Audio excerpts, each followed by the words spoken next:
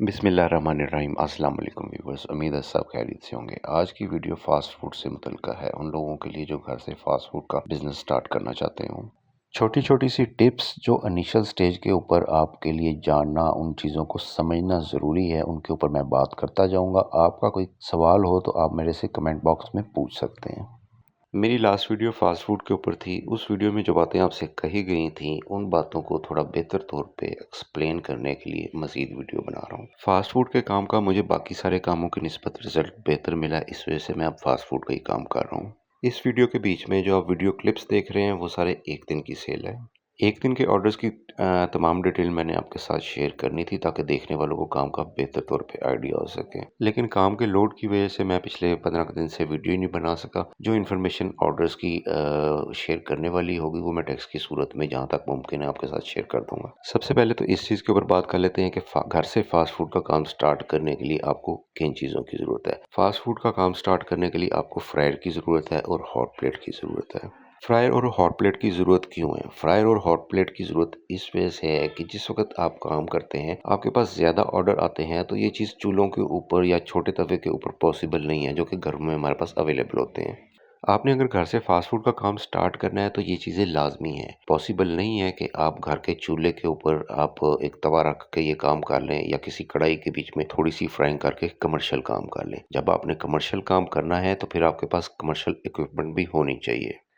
क्या जो लोग नए हैं या ये काम नया स्टार्ट करना चाह रहे हैं, उनके लिए ज़रूरी है कि वो ये फ्रायर और हॉट प्लेट स्टार्टिंग के बीच में ही ले लें? तो मैं इसका जवाब ये दूंगा कि नहीं, आपको स्टार्टिंग के बीच में फ्रायर और हॉट प्लेट नहीं परचेज़ करनी चाहिए। आप अपना काम बिल्कुल छोटे लेवल से स्टार्ट करें। एक दफ़ा आप अपने इलाके में रिस्पॉन्स चेक कर लें। आप स्टार्टिंग में ऐसी चीज़ें बनाएं ना जिसके लिए डीप फ्रायर की ज़रूरत है। आप स्टार्टिंग में ऐसी चीज़ें बनाएं जो तवे के ऊपर भी तैयार हो सकती हैं। आप जो चीज़ बनाना चाह रहे हैं, आपने उसको किस मेयार का बनाना है, उसको किस कीमत के ऊपर सेल करना है, आपके इलाके में कस्टमर किसके हैं, उस चीज़ की वहाँ पर डिमांड है या नहीं, इन चीज़ों का आपने पहले आइडिया कर लेना है। अगर आप बिल्कुल न्यू हैं तो मेरे केस में ऐसा कुछ भी नहीं था। मैं ऑलरेडी काम कर रहा था। मेरी मार्केट के बीच में थोड़ी-सी रेपुटेशन भी बन गई हुई थी, कुछ कस्टमर भी बन गए हुए थे। मैंने जैसी जो चीज़ बनाई, मेरी उसी वक़्त बिकनी शुरू हो गई। हाँ, ये बात हो रहा है कि मैंने कीमतें सही नहीं रखी, चीज़ों को सही कैलकुलेट नहीं किया। कीमतें मैंने रख दी बाज़ार वाली और चीज़ों की क्वालिटी मैंने उनसे बहुत ऊपर रख दी, क्वांटिटी भी उससे ज़्यादा रख दी, जिसकी वजह से मेरा मार्जिन ₹100 से भी अंदर रह गया। और ख़ास करके जिस वक़्त गोश्त की कीमत बढ़ी, उस वक़्त मुझे बड़ी प्रॉब्लम हुई। लेकिन दूसरी तरफ एक बड़ा फ़ायदा इस चीज़ का ये हुआ कि मेरी mouth to mouth free advertising हो गई। लोगों ने खुद ही एक दूसरे को बताया, एक दूसरे को मेरा नंबर रेफ़र किया और मुझे नहीं पता कहाँ-कहाँ से लोग मेरे ग्रुप में ऐड हुए। इसलिए आपने ये गलती नहीं करनी। आपने मार्केट में चीज़ को इंट्रोड्यूस करवाने से पहले अच्छी तरह उसकी कैलकुलेशन कर लेनी है और उसके बीच में इतना मार्जिन रखना है कि कोई चीज़ों की कीमतें ऊपर भी जाती हैं, तो आप कुछ अर्सा उस चीज़ को उसी तरह चला सकें, उसी रेट के ऊपर। ज़रूरी नहीं है कि मैं अगर ज़िंगर बर्गर 400 का सेल कर रहा हूँ, तो आपका ज़िंगर बर्गर भी सेम क्वालिटी का 400 का ही सेल होना है। आपके इलाके के ऊपर डिपेंड करता है, वहाँ के कस्टमर्स के ऊपर डिपेंड करता है, वहाँ पर मार्केट में और कौन-कौन लोग काम कर रहे हैं, उनके क्या रेट हैं, उन चीज़ों के ऊपर ये सारी चीज़ें डिपेंड कर रही होती हैं। ज़िंगर बर्गर जिस क्वालिटी का, जिस साइज़ का मैं 400 का सेल कर रहा हूँ, यही ज़िंगर बर्गर किसी अच्छे इलाके में आराम से 500, साढ़े 500 का भी सेल किया जा सकता है। इन चीज़ों को काम करते वक़्त आपने ज़हन में रखना है कि आया आपके इलाके में फ़ास्ट फूड आइटम का रिस्पॉन्स भी आपको अच्छा मिलता है या नहीं? आप अच्छी चीज़ें बना सकते हैं या नहीं? स्टार्टिंग में अगर आपके पास फ्रायर और हॉट प्लेट नहीं है, तो उसके लिए आप स्टार्टिंग में शामी बर्गर बना सकते हैं, पैटी बर्गर बना सकते हैं, आप नगेट्स सेल कर सकते हैं। ये मैं उन चीज़ों की बात कर रहा हूँ जो आपको रेडीमेड भी मिल जाती हैं। चपली कबाब के साथ बर्गर बना सकते हैं। बाज़ार से रेडीमेड टेंडर बॉब किसी अच्छी कंपनी के लेके उसके साथ आप शवारमा तैयार कर सकते हैं। बाज़ार से रेडीमेड चंक्स मिलते हैं, उसके साथ आप कोई पराठा रोल इस टाइप की चीज़ बना सकते हैं।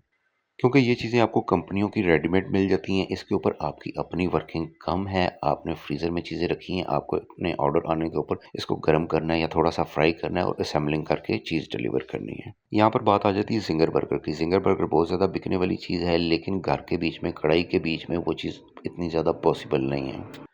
क्योंकि उसके बीच में कोटिंग होनी होती है। अगर आप घर की कढ़ाई में ये काम करने की कोशिश करेंगे, आपने 2 किलो गोश्त फ्राई नहीं करना, आपकी कढ़ाई के बीच में सारा नीचे मैदा बैठ जाना है और आपके सारे ज़िंगर के पीस ऑयली हो जाने हैं।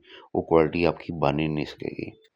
हाँ, कढ़ाई आपके पास बहुत बड़े साइज़ की है, चूल्हा आपके पास बड़े साइज़ का है, जिसके बीच में कोई 10-12 लीटर कम से कम ऑयल आ जाता है, उसके बीच में फिर भी ये चीज़ किसी हद तक पॉसिबल है। लेकिन फिज़िकली जिस वक़्त आप घर में काम करेंगे तो किस तरह पॉसिबल है कि आपको स्टार्टिंग में 1-2 बर्गर का ऑर्डर आ गया है और आप पहले 16 लीटर या 10-12 लीटर ऑयल को गर्म करेंगे, उसके बीच में 2 ज़िंगर तैयार करेंगे। 16 लीटर ऑयल कमर्शियल फ्रायर में हाई फ्लेम के ऊपर गर्मियों के दिनों में भी गर्म होने में कम से कम 12-13 मिनट ले लेता है। सर्दियों में इसमें 2-3 मिनट का मज़ीद इज़ाफ़ा हो जाएगा। कैसे पॉसिबल है कि आपके पास कोई बड़ी कढ़ाई के बीच में ऑयल है, 10-12 लीटर ऑयल है और आप उसको घर के चूल्हे के ऊपर इतनी जल्दी गर्म कर लेंगे। अगर आप कढ़ाई में कमर्शियल काम करेंगे तो तरह-तरह के उसके बीच में आपको इश्यूज़ फिर भी रहेंगे। हाँ, वो लोग जिन्हों के काम ज़्यादा होते हैं, जिन्हों के पास रेगुलर कप सामने दुकानों के ऊपर कस्टमर खड़ा हुआ है, वो लोग कढ़ाइयों के बीच में भी कर सकते हैं। लेकिन घर में वो चीज़ इतनी ज़्यादा फ़िज़िबल नहीं है।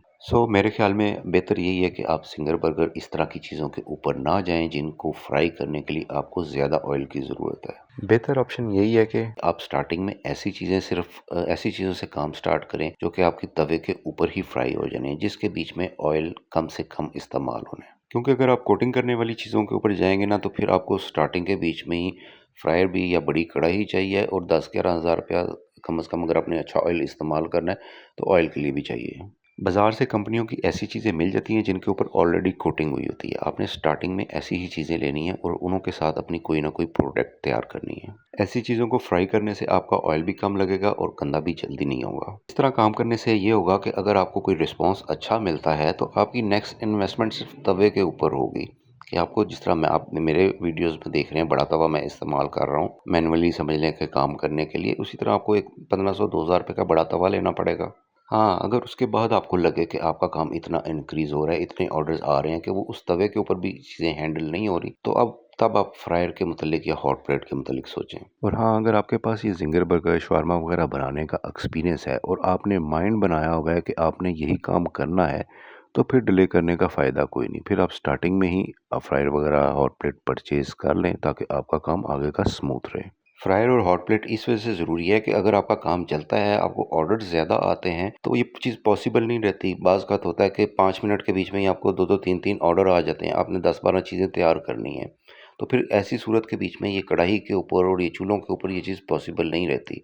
आपने जितनी देर में 1-2 चीज़ें अपनी तैयार करनी है, आपकी पहले वाली चीज़ें ठंडी हो जानी हैं। जिस भी कस्टमर का ऑर्डर आता है तो मेंटली तौर के ऊपर उन्हों के ज़हन में यही होता है कि उनको 20-25 मिनट में 30 मिनट के बीच में चीज़ डिलीवर हो जाएगी। आपके पास अगर ऑर्डर ज़्यादा आ जाते हैं तो फिर ये चीज़ पॉसिबल नहीं होती।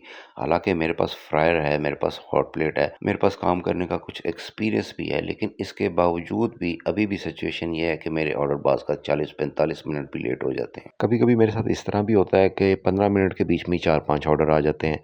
एक आधा ऑर्डर बीच में कोई बड़ा भी होता है, तो कैसे पॉसिबल है कि मैं 15 आइटम अगले 20-25 मिनट के बीच में तैयार करके 4-5 मुख्तलिफ जगह के ऊपर डिलीवर कर दूँ। ऐसी सूरत में मेरे ऑर्डर्स लेट हो जाते हैं, लेकिन लोग फिर भी बर्दाश्त कर लेते हैं सिर्फ़ इस वजह से कि मेरी प्रोडक्ट अच्छी है और गर्म होती है। मैं यहाँ पे ये चीज़ मेंशन करता चलूँ कि मैं जो भी चीज़ बनाता हूँ, मौके के ऊपर बनाता हूँ। जिस तरह बाज़ारों में होता है कि उन्होंने हाफ़ फ्राइंग करके पहले ही रखी होती है चीज़, मैं उस तरह नहीं करता। मैं मौके के ऊपर चीज़ रेडी करता हूँ और जिस वक़्त वो चीज़ 4-5 मिनट फ्रायर के बीच में रहती है, तो वो तैयार होने के बाद भी 10-15 मिनट तक गर्म ही रहती है। मेरा काम जितना भी चल रहा है सिर्फ़ इस वजह से चल रहा है कि मेरी प्रोडक्ट्स अच्छी हैं, टेस्ट अच्छा है और दूसरा सबसे मेन ये कि लोगों को चीज़ गर्म डिलीवर हो जाती है। ख़ास करके मेरे अपने ब्लॉक के लोग, जिनको चीज़ रेडी होने के बाद 2-3 मिनट के बीच में ही डिलीवर हो जाती है। हालाँकि मेरा काम रेगुलर नहीं है, मेरी बहुत ज़्यादा छुट्टियाँ होती हैं। वीक के बीच में 1 दिन मैंने वैसे ही ऑफ कर दिया हुआ है, फ्राइडे वाला दिन। इसके अलावा पिछले महीने में मैंने 25 दिन छुट्टी की है, रेगुलर काम बंद रहा है फ़ास्ट फूड का। इस वक़्त फिर मेरा काम बंद है कोई 4-5 दिनों के लिए। लेकिन इसके बावजूद भी कस्टमर इंतज़ार करते हैं सिर्फ़ इस वजह से कि उनको प्रोडक्ट अच्छी मिलती है, तो वो इंतज़ार करते हैं। 20-25 दिन मेरा काम बंद रहा है। इन 20-25 दिनों के बीच में कोई एक दिन भी इस तरह का नहीं रहा जिसमें किसी न किसी कस्टमर ने ना पूछा हो कि आज आप काम स्टार्ट कर रहे हैं। जो लोग ऑलरेडी फूड पांडा के ऊपर काम कर रहे हैं, उनको चाहिए कि वो फ़ास्ट फूड के काम के ऊपर स्विच ना करें, अपने पहले काम को उसी तरह चलने दें, साथ अपनी फ़ास्ट फूड वाली कुछ आइटम ऐड कर दें। अच्छा जी, अब थोड़ी-सी बात कर लेते हैं इन्वेस्टमेंट के ऊपर। अभी मैं जो है कि पीछे भी किसी ने पूछा है कि इस काम को स्टार्ट करने के लिए कितनी इन्वेस्टमेंट की ज़रूरत है। इन्वेस्टमेंट की लाज़मी ज़रूरत है, वो मैंने आपको मेन जो स्टार्टिंग के लिए ही चाहिए वो चीज़ें तो आपको बता ही दी हैं। इसके अलावा फ्रीज़र वगैरह इस तरह की चीज़ों की भी ज़रूरत पड़ती है काम बढ़ने की सूरत में। लेकिन मिनिमम आपका जो लेवल है वो मैंने आपको बता दी है। आप घर के तवे से स्टार्ट कर सकते हैं, घर की कढ़ाई से स्टार्ट कर सकते हैं। आप 5-7 हज़ार रुपया इन्वेस्ट करके भी इस काम को स्टार्ट कर सकते हैं, लेकिन सिर्फ स्टार्ट कर सकते हैं। आपको इसके बीच में बाद में जैसे-जैसे काम बढ़ेगा इन्वेस्टमेंट करनी पड़ेगी और अच्छी खासी इन्वेस्टमेंट करनी पड़ेगी। मैं आपको थोड़ा-सा आइडिया के लिए आप लोगों ने जो लोग पुराने देखने वाले हैं वो मेरे ये वीडियोज़ वगैरह में देख ही रहे होंगे, किस तरह का मेरा काम चलता है। थोड़ा-सा आइडिया के लिए थोड़ा-सा बता दूँ।